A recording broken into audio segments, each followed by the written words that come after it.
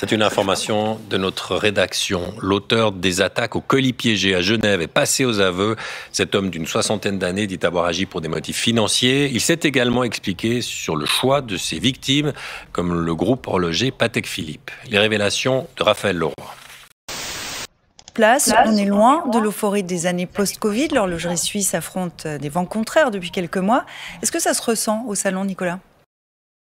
Eh bien, un visiteur lambda ne verra pas la différence avec un salon qui aurait lieu pendant les bonnes années parce que les investissements des marques sont là.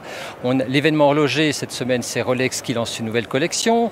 On a une bagarre entre Rolex toujours et Tag Heuer pour les droits de la Formule 1, des dizaines de millions d'investissements. Il se murmure qu'un groupe horloger va faire encore un gros investissement en Suisse romande, mais ça, c'est pour la vitrine, parce que la réalité commerciale est moins rose. Qu'est-ce qu'on se voit en ce début d'année 2025 ? Les 6 plus grands marchés de l'horlogerie suisse, même les États-Unis, qui ont été un support de la conjoncture ces 2 dernières années, sont en baisse, avec moins 20% des ventes au Japon, moins 25% pour la Chine. Et ça, c'est une réalité commerciale un peu moins rose. Toi, tu es déjà vraiment à Genève. Moi, je suis vraiment à Genève. Ouais. Non, mais parce que vraiment, je l'ai mise pour ça ce matin en me disant c'est celle que je vais mettre, je commence à la mettre maintenant. Okay. Parce que elle, je trouve que la journée, parce que toi, t'es un peu un reporter. Ouais. Moi, je suis un technicien. Ouais, c'est vrai. Ok, donc toi, tu peux mettre ta petite GMT, ta petite truc, faire le mec. Ouais. Moi, j'ai besoin d'un truc si je tape dans un câble, un truc, tu vois. Toi, t'es là. T'es en mode technique. Moi, je suis en mode technique. Tu vas fouiller au fond du sac à dos, sortir le trépied. Je vais mettre du scotch dans la poche, des câbles qui dépassent, dont j'ai pas besoin. Ouais. Mais tu sais, pour être identifié comme un techos, tu vois. Ouais. Et moi, je serais plutôt le mec, reporter. Exactement, exactement. On va essayer de vous faire un truc un peu différent cette année. Et on revient maintenant sur un procès qui avait fait grand bruit dans le monde habituellement feutré et discret de l'horlogerie. Celui opposant Swatch Group à d'anciens employés travaillant à l'époque pour ces marques Tissot et Calvin Klein. La justice neuchâteloise les avait acquittés fin 2022 dans une affaire de gestion déloyale et de corruption. Mais le numéro 1 mondial de l'horlogerie a fait appel, de même que le ministère public. Un nouveau procès s'ouvre ainsi ce matin au tribunal cantonal à Neuchâtel. Rappel des faits, Romain Bardet. Au cœur de cette affaire, 2 anciens cadres. Ils ont reconnu lors du procès avoir reçu durant des années de l'argent de la part d'un homme d'affaires possédant des sociétés en Chine, 15 millions de francs au total, sans en parler à leur employeur. Pour le ministère public neuchâtelois, l'objectif de ces versements était clair pour le sous-traitant, obtenir des contrats privilégiés avec les 2 marques horlogères. Non, ont plaidé les prévenus lors du premier procès, cela n'a pas influencé les commandes, cet argent c'était des cadeaux. En septembre 2022, la justice les avait tous acquittés de gestion déloyale, considérant ne pas pouvoir établir avec certitude un dommage pour Swatch Group. Quant à de possibles actes de corruption, vu la durée de la procédure, le délai de prescription était atteint.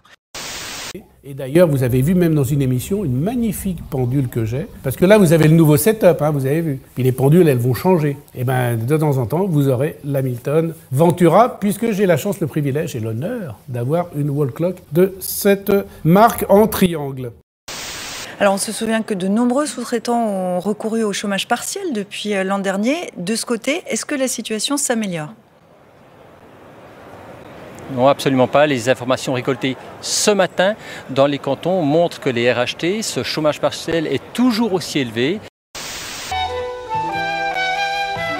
Styliste en horlogerie a un métier qui pourra être passionnant, un métier en tout cas qui exige un travail sérieux, une connaissance de la matière, une invention constante, un certain sens de la liberté.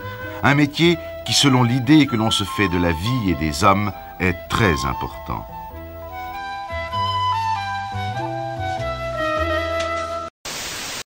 C'est une information de notre rédaction. L'auteur des attaques au colis piégé à Genève est passé aux aveux. Cet homme d'une soixantaine d'années dit avoir agi pour des motifs financiers. Il s'est également expliqué sur le choix de ses victimes, comme le groupe horloger Patek Philippe. Les révélations de Raphaël Leroy. C'est un tournant dans l'affaire des colis piégés. Selon nos informations, l'individu suspecté d'avoir fait chanter l'horloger Patek Philippe et d'avoir posé des bombes à Genève ces derniers mois a reconnu les faits. Les lettres de menaces à Patek Philippe, mais aussi à Migros Genève, c'est lui. Les demandes de rançon en crypto-monnaie, il les reconnaît aussi. La fabrication et la pose des différentes bombes depuis 1 an dans le canton, c'est encore lui. Ce photographe de guerre explique avoir agi seul et par appât du gain. L'homme se trouvait en grande difficulté financière depuis de nombreux mois. Mais pourquoi avoir ciblé Patek Philippe et la Migros auparavant ? À cette question, le principal suspect exclut tout règlement de compte ou motif politique. Il n'existe aucun instrument au monde qui mesure le temps. S'il a choisi ces deux entreprises, c'est parce qu'à ses yeux, elles étaient susceptibles de céder à son chantage. Selon ses calculs, leur surface financière, leur organisation, leur philosophie leur auraient permis de payer les rançons demandées. Selon nos informations, le prévenu a raconté s'être longuement préparé avant d'envoyer chaque colis. La confection des bombes a été méticuleuse, explique-t-il, de sorte à pouvoir poursuivre son forfait. Contacté, le ministère public de la Confédération dit ceci. Le prévenu a été auditionné à plusieurs reprises par les autorités fédérales. Lors de ces auditions, il s'est montré collaboratif. Les éléments de l'enquête récoltés jusqu'à ce jour renforcent les soupçons relatifs à l'implication du prévenu, ainsi que le fait qu'il aurait vraisemblablement agi seul. L'an dernier, les colis piégés avaient fait 2 blessés, dont une fillette grièvement. Le suspect a eu des mots pour eux. Selon nos informations, il a émis des regrets. Il s'est dit désolé pour eux. Jointe en fin d'après-midi, son avocate ne souhaite pas en dire davantage. Mon mandant collabore avec les autorités et souhaite continuer de collaborer. Il réserve ses déclarations pour les autorités de poursuite pénale. La Moonswatch, je pense qu'ils ont dû avoir, avec tout ce qu'ils ont vendu, plusieurs centaines de milliers de feedbacks qui leur dit leur bracelet il est merdique, personne en veut, et ils l'ont toujours pas changé. Il y a un truc je comprends. Mais parce qu'ils en ont rien à foutre. Xavier, ta femme te dit depuis des années, s'il te plaît, mets ton calebar sale dans le bac à linge sale. Il reste toujours sur le bord de la salle de bain parce que t'en as rien à foutre. Donc c'est exactement la même chose chez Swatch. L'horlogerie suisse attend aussi avec intérêt la décision américaine. Toute l'industrie, ou presque, est réunie cette semaine à Genève pour le salon Watches and Wonders. Près de 60 marques d'horlogerie exposées à Palexpo, 150 autres dans toute la ville. On va s'intéresser ce soir aux distributeurs. Ce sont des acteurs parfois méconnus, mais très puissants sur le marché des montres suisses. Reportage Nicolas Rosset. Cette femme est une des plus courtisées du salon, représentante du groupe Ethos, 80 magasins en Inde. Ce matin, visite chez Louis Moinet, un rendez-vous capital pour la marque neuchâteloise. Car difficile d'être en Inde sans passer par Ethos, qui vend déjà près de 70 marques suisses, notamment Rolex, Hublot, Omega. Nous étudions longtemps une marque avant de l'introduire sur le marché. Cela dépend des tendances à l'international, mais aussi de la demande des consommateurs indiens. C'est important car certaines marques marchent mieux que d'autres. Le travail du styliste en horlogerie, c'est d'habiller tous les mouvements qui peuvent indiquer l'heure. C'est leur donner un coffret, une boîte. C'est en fait leur donner la beauté. Et le style d'une montre dépend autant de la mode que du talent du styliste. En horlogerie, le style est une chose qui évolue, comme a évolué par exemple la pendule neuchâteloise au cours des siècles. 2 pendules de style Louis XIII, il manque encore le socle propre aux pendules neuchâteloises. Style Louis XIV, les formes commencent à s'incurver.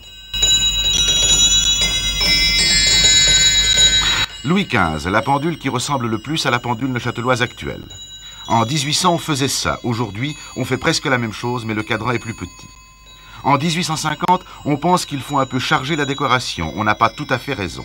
La dernière en date, le modèle actuel, mais réalisé en bois brut pour qu'on ne voit que les formes. L'Inde n'est pas un cas isolé. Les horlogers suisses, sur beaucoup de marchés, dépendent de très gros distributeurs, le plus souvent très discrets. Un autre de ces géants du commerce de montres suisses a accepté de se dévoiler, Cortina Holdings, très puissant en Asie du Sud-Est, où il vend Patek Philippe, Breitling, Bulgari, Cartier et des dizaines d'autres marques, notamment Franck Muller, qui se vend très bien dans la région. Une aubaine, car c'est Cortina qui finance l'ouverture de boutiques au nom de la marque. Mais comment pour une pièce semblable, votre connaissance de toutes les technologies intervient-elle? Il me faut donc travailler en collaboration avec le lapidaire. Oui. Parce que donc c'est un métier, le lapidage. Et en fonction des modèles en plâtre que je lui ai soumis, il a fallu collaborer avec lui pour savoir si c'était possible de me tailler ces motifs en lapis-lazuli. Et le joaillier? Et le joaillier, en collaboration avec le joaillier, pour le montage de toutes ces sertissures, pour tous ces motifs pavés brillants. Maintenant, c'est bien beau de parler de technologie de la montre, mais je ne vois pas de montre, là. Voilà, nous avons... Le joaillier a créé ce petit secret et qui dissimule sous le couvercle une petite montre. Donc il faut un petit tournageron, oui. Connaître la technologie de la montre pour savoir qu'il est possible de mettre une petite montre comme ça. Tel est le diamètre de boîte, la possibilité de le cacher sous ce couvercle. Qu'est-ce qu'on appelle trouver dans ce cas-là? Trouver, c'est bien difficile à dire. Trouver, c'est étonner. Trouver, c'est faire ce qui ne s'est pas encore fait. Trouver, c'est faire l'impossible. Je dirais qu'au départ, il faut se laisser aller à son imagination totale. Et après, adapter selon les désirs de la fabrication. Mais si au départ, on est trop limité, je pense qu'il est difficile de créer.